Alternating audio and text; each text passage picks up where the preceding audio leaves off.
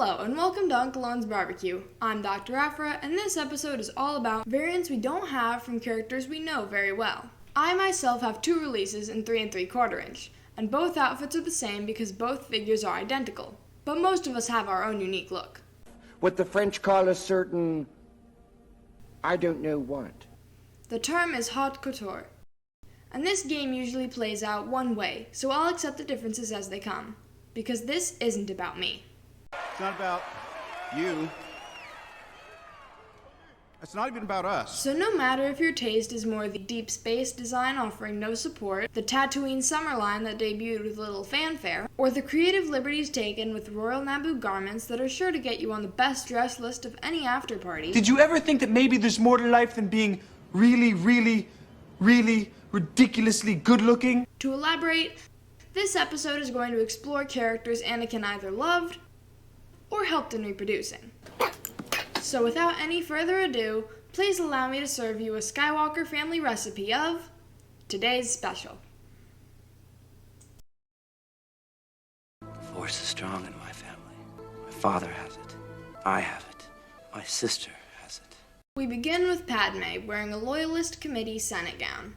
This intricately decorated indigo, low-cut, long-sleeve, flared wrist dress and multicolor studded bodice has vertical lines running up her shoulders. That outfit is horrible. Take it off now. Harmonically hypnotic pattern swirls on the high-collar long-sleeve coat is attached at the back by the arm, and behind the lower leg sits a precious stone. Every word of it was absolutely true. Above that, the vertical lines from the front become horizontal lines running from one side to the other with only a slight bow. Feminine but playful. Playful yet feminine. To get the goblet look, her hair is wrapped in multiple gold bands and formed into a cage, and at the end of the structure her hair flower petals out, and she's wearing a mashing choker available for purchase with many payment methods, cash or credits. Da-da-da-da-da-da! Charge it! The Senator is seen twice wearing this magnificent dark blueberry combler ensemble, recently with Obi-Wan and Anakin. Preceding that was her attendance with the Chancellor following her failed attempted assassination. Who knows why that didn't work? Our next senatorial variant is dressed for a night of Coruscant slumber in her Episode 2 nightgown. While Jedi Knights are guarding the main entrance to this walking danger to the Separatists, a second attempt is being made to dispatch her as she sleeps. What is this if not betrayal? Radiant white Mid-Marian Friday night exclusive, with long wide sleeves cascading like a disturbed brook of horizontal waves. Imagine the eternal sleep accompanying the numb feeling that awaits you in that outfit and in that bed. Great, now I can't sleep. This simplistic, ready-to-wear need not include the functional drawstring. However, in my opinion, soft goods are needed. Why should we listen to you? Moving on, we have Padme organizing unmentionables in her packing gown. Is that a thing? It's a great thing. What a treat this casual bottom ruffle and pleated dress is, with its pronounced puffs, tight wrists, and long sleeves with the metal rings that only briefly draw the eye. Until you notice the matching triangular headpiece set gracefully accessorizing her pie-shaped bun hairstyle. Anyone who claims not to notice this jewelry is just trying to get under your skin. I didn't see you there. You make absolutely no impression at all. Her corset appears to be a soft and smooth fabric, like velvet or suede, and woven as if only fractionally protruding while adorned with beaded art, topped with a jawline-high, open collar. If that doesn't make you look twice, I don't know what will. Oh, you did it again. Darling, I swear, put a bell around your neck or something. Laugh if you want, but every dress makes a statement. Sometimes that statement implies a lady can't dress herself. You know what? I don't know what you're talking about. Oh, and P.S., you're a moron. Now, Padme wearing her Naboo Veracino Villa lakeside gown. Nice. We already have this background accessory, which came packaged with Episode 3 Wedding Ceremony Padme. Relationships that start under intense circumstances, they never last. If I can only have 3 soft goods for these today's special choices, place this gem in the number 2 option. Your stock is rising, number 2. Layers on top of layers of a shimmering, silky garment connected in a fabulous way where the sleeves become ornamental, the loose fabric invites long stares, not to mention unwanted sarcasm. You look a little uncomfortable. You can breathe in that thing, right? And the eye-catching composite of colors enhanced by the attached metal half-collar looks as lovely as it could for being so unsecurely connected and in danger of exposing even more skin. Uh-oh, no, that doesn't sound good. But don't worry, because she used a double knot. And there isn't really a need to get your hopes up, since we already have the Senator wearing a black cocktail dress that leaves very little to the imagination. Yeah, well, man can dream, can he? Moreover, she needs the colors to brighten the day. Nevertheless, the location her disposition cannot attend is a picnic in the meadow. Instead, she needs her iconic lemon gold embroidered corset and a brightly decorated sheer cape with an intertwined stitching vine of flowers, which matches her headband. You've never looked this good in a dress. You are so wrong! Her hair rests over her ears in nets of crocheted gold, tied in a ribbon and flowing down her back. Is she behind the rhino? With sprouts of hair strategically placed for the wind to give a Baywatch-style bounce. She looks like she lives in a painting. For the young Padawan, it's as if she really is one of those beautiful angels he heard stories of when he was younger. And this isn't that tall of an order. It's not like I'm asking for the shock. Because I don't yet have a reason to attempt finding a place which I could hold a comically sized tick. I dare you to lie to me. You're right. We'll begin training for the qualifying 8 seconds, and Hasbro can start working on this figure, which we will pick as our number 3 soft goods choice. You should work up to that. Kind of leaves you know where to go. Where to go from here is Tatooine, where Padme is wearing a possibly borrowed poncho. That's right, poncho. And what might we do with a poncho? Well, attempt to shield ourselves from the twin suns, of course. Face facts. It will eventually become dark, and you can't expect for a queen to just sit around in a 2-piece. The nights get cold on Tatooine. A fortune was spent to keep her in comfortable finery by supporting the galaxy's illegal child labor force. Allegedly. And apparently price was no object. Hey, you want sanctuary, you gotta pay the price. But after years of continued use of heavy wear, this garment has absorbed so much sweat, which brings us to the drawback of this outfit you probably wouldn't expect. Oh, it stinks in here. I mean, the outside is so nice. Oh, now I smell it. We'll skip any sunburns with a time jump, meeting again with Padme in a melancholy Coruscant cloak. This velvety V-neck green jeweled gem comes with loose short sleeves, a lightly purple inset pattern, and a matching cloak that should be able to be detached like VC-316 Princess Leia. Is she in the room with us right now? She also finishes off her look with an under-bust lined purple sash, drawing attention away from the fact that she has been mysteriously gaining a little weight. Ooh. Act now before this option passes by. No matter what you're doing, make sure you sneak a peek at the Renaissance-style symmetry the hairdo holds, and glimpse the charm of her pendant and dreamcatcher. Our dream catcher. Leading us to Padme at peace in her aquatic funeral gown surrounded by a deathbed of flowers, and appearing in false belly after Luke and Leia arrived following her labor being induced from a force choke by someone underqualified to perform such a procedure. Only way I know how, Doc. Her body was prepared for a metaphorical royal funeral on the water, sending the former queen on a journey to the afterlife. I changed you. I was very gentle. The water gown was what we were given as the dignified ending to a beautiful leader, fighter, and friend to many, and whether she fought with or against someone is absolutely irrelevant. She's dead. With her fabulous, fluidic-themed dress surrounded by various flowers, and in her hair, white lilies were planted just beneath the surface to ensure that Padme would always do her job in a fashionable manner, as a senator or table. What can I say? I put the fun in funeral. That accessory could be used for any winner of an Alderaan meet and greet. It would make a nice addition for a post-Episode 3 recreation of Darth Vader, who just has to see the work he has done but unable to take accountability for. I'm so sorry you had to see that. It may just be the prequel collection accessory you need for expressing a scene of great loss. I mean, we're at a vigil. It's not like you have those when things are going great. Or any character that through the years has always been there for you and who deserves to be remembered. And she was so young and beautiful! Just as beautiful are her children, seen here in their Jedi training gear from this Rise of Skywalker flashback sequence. First, Leia. Well, the scene is very dark, so it's difficult to make out what's what.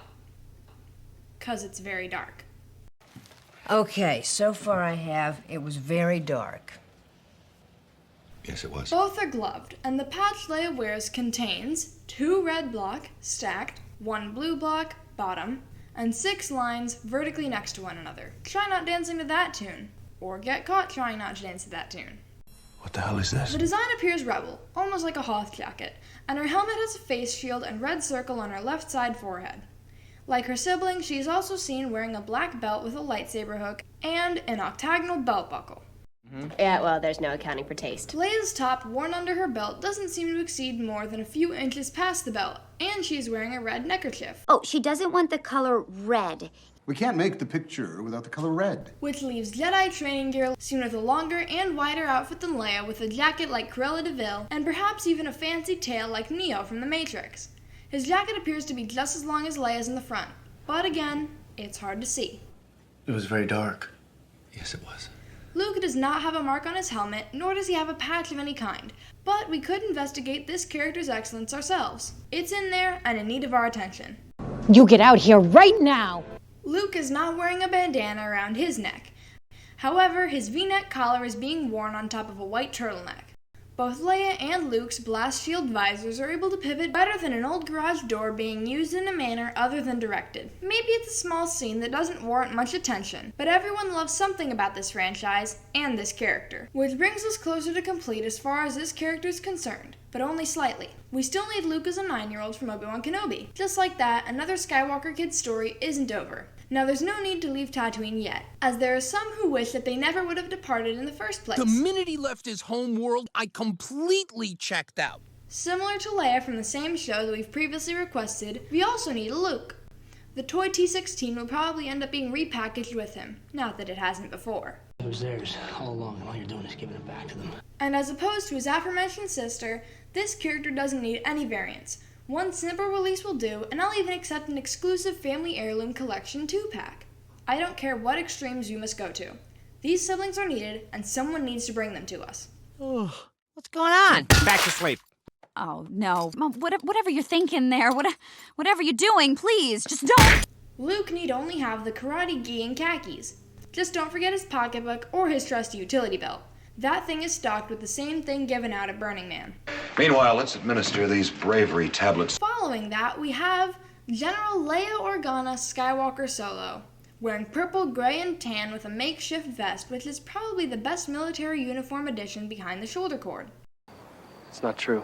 Okay, to tell you the truth, this character should have had this figure made of them at least 7 years ago, so let's not waste any more time. Leia's wearing a jumpsuit, nothing fancy. And although 2 sequel variants were released, how can I put this delicately?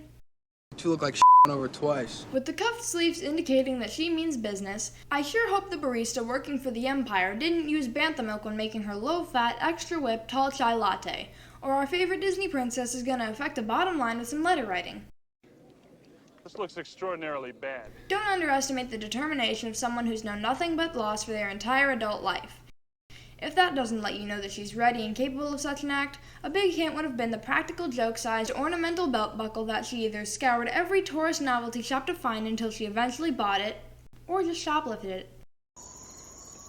It was a gift. As a leader, her lunch lady hair assists her pop collar to comfort those she knows just lost someone, or will ensure that someone will be lost in the fight against the First Order. Oh, she's also wearing a cute ring! Aww. This would really round out our sequel trilogy Leia collection. But not without our final princess choice, Leia, Force Ghost. This is how I thought that Leia should have looked for a way to remember her, instead of how her son would have celebrated Mother's Day as the descendant of a Jedi Knight and political royalty. Ooh, I get to deport her. This last Princess of Alderaan wore an outfit formal as well as simple, but that doesn't mean other princesses won't be jealous.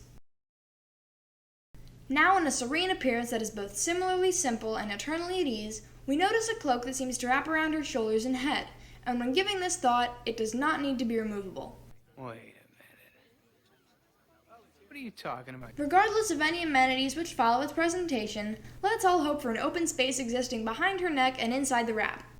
Hasbro, I will wait patiently, and will always accept that I'll take him how I can get him. Of course, I'm just a passenger. I leave it to your good offices to decide what's best. And Leia wouldn't have to arrive alone. This could be a 2-pack, since Luke was there too, and he was seen wearing the same thing he did in VC-131, so the mold is already there. Make the child happy, just do the trick. Our final variant is Luke, Force Ghost.